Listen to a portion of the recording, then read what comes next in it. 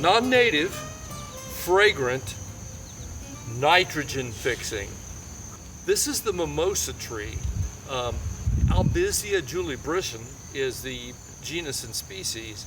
It's a lovely small flowering tree. During the summertime, this thing was full of fragrant white to pink flowers. And then as those flowers mature, it produces these wonderful pea pods here. These are not edible, but they are a member of the pea family. This tree is native to the Middle East, Iran, parts of Iraq and Lebanon, but it is spread throughout the world. It can be an invasive species in some areas of the world as it spreads by these pea pods. Another aspect of this tree I really like are the compound leaves that are very typical of pea family members. That gives it a very tropical look.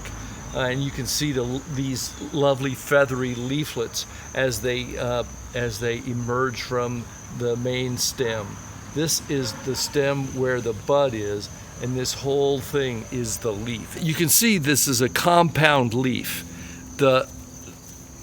Find a spot where you can see the buds are right here at the base of this full leaf, and these structures coming off of the rachis, the stem right here, these are the leaflets, and then they're doubly compound because off of that stem are the little leaflets. So this gives it a very tropical look.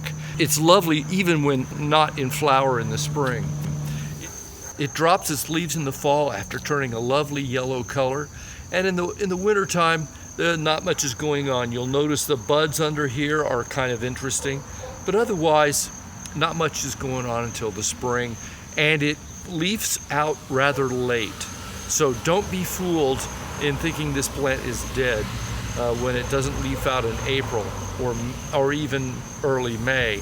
Sometimes it's mid to late May by the time the mimosa leaves out here in Connecticut. There are a couple of problems with mimosas. One of them, the main one being, there's a fungus that affects the tree. Usually it's an older tree, and anecdotally I've heard this from a lot of people, that it's a lovely tree until all of a sudden one year it dies.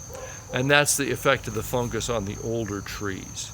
So I suggest you plant one, and then in this case, this is a street tree.